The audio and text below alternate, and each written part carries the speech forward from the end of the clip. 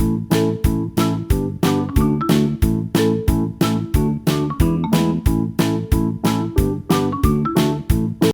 kids, how are you? I hope that you will be fine and happy. Today we will read this chapter first. Fan flowers wake each morning. Okay, let's start now. This rhymes. Now we discuss now about the poem. In this poem you will learn about beautiness of nature. Kids, आप इस chapter में पढ़ेंगे कि यह प्रकृति की सुंदरता को बताएगी. Grass is a gentle part of nature. फूल जो है वो हमारी प्रकृति का सबसे महत्वपूर्ण भाग है. Do you love nature? क्या तुम प्रकृति को प्यार करती हो?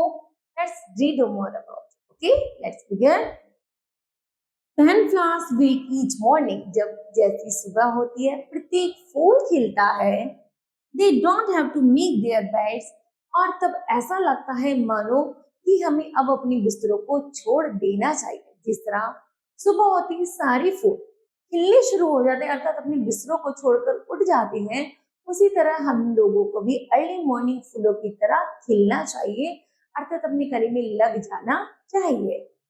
And lettuce leaves are told to come. यहाँ तक कि जिस तरह पत्तियों को, पेड़ों को किसी तरह की कॉम की नीड नहीं होती, उसी तरह देयर अपॉन देयर हेड्स, उनके जो बाल होते हैं, मतलब जो फ्लावर्स की लीव्स के जो हेयर्स होते हैं, बाल होते हैं, उन पर कॉम की नीड नहीं होती. वो अपना आप ही सही हो जाते हैं क्योंकि वो एक्टिव मोड में आ जाते हैं. उसी तरह किड्स, हमें भी फूलों की तरह, पत्तियों की तरह क्या होना चाहिए? एक्टिव होना चाहिए, जिससे हमें भी सुबह होते ही खिलना है और एक्टिव जैसा दिखना है. ओके, नेक्स्ट है, you had never tell एस्पेगस.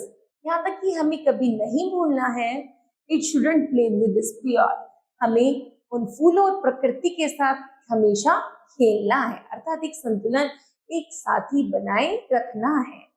You had never asked the stalk of corn to wash behind its ears. यहाँ तक कि जिस तरह हम अपने शरीर की साफ सफाई करके तैयार होते हैं, उसी तरह फ्लावर्स भी सूर्य की रोशनी से अपने आप को क्या करते हैं? तरोताजा महसूस करते हैं. और just like a bath. Okay, next है, a mushroom does not have to clean its room and you will act the tree won't have to study hard to learn geometry.